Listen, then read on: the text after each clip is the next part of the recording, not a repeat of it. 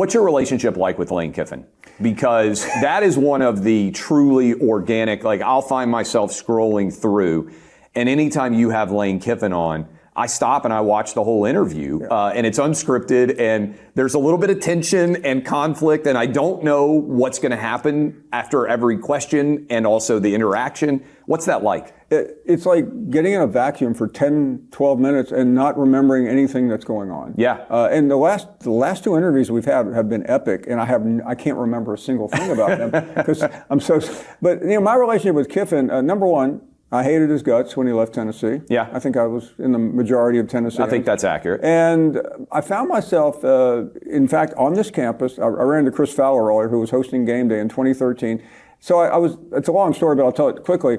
They hired me by the SEC Network in the summer of 13, but the network didn't start till 14, so they literally didn't know what to do with me. Yeah. So they put me on College Game Day. Right. Not exactly. They just threw you in the deep end of the pool. And I'm here in Georgia, and I remember being at the meeting, and Fowler goes, "We're going to come to you and ask you about the quarterback situation at Southern Cal." And I'm like, who cares about the quarterback? So they went to me, well, what's the situation? And I just went off on Kiffin. I said he would never gotten his job without his father. I said, and I ended the soliloquy by saying, Lane Kiffin is the Miley Cyrus of college football. Oh, I remember that. Miley Cyrus was not hot at the time. Yes. And I walked off the set. Nobody talked to me. I didn't realize Kiffin was like one of the boys. Yeah. I get on a plane in Atlanta, I fly, I'm still living in Birmingham, I land, my wife picks me up, and she said, "Why in the world did you say that stupid stuff about Lane Kiffin?" She said, "I don't think they'll ever have you back on the show." I said, "They may not."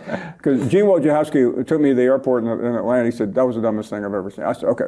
So I go home, everybody's mad at me, I said, I screwed it up. Yeah. Okay, finally, I go to bed, wake up at about 6:30, I grab my phone like everybody. I'm stumbling into the kitchen. There's a bunch of phone calls from 860, which is Bristol, Connecticut. I flip on the TV, Sports Center, breaking news, Lane Kiffin fired on the tarmac after losing to Arizona State. And the next thing I saw, me calling him the Miley Cyrus of college football. Yeah. And it just blew up. Kiffin held it against me. He brings it up in every interview. Yes. I cost him his dream job, even though he's had quite a few since then. And it just became part of the tapestry of Lane Kiffin and myself.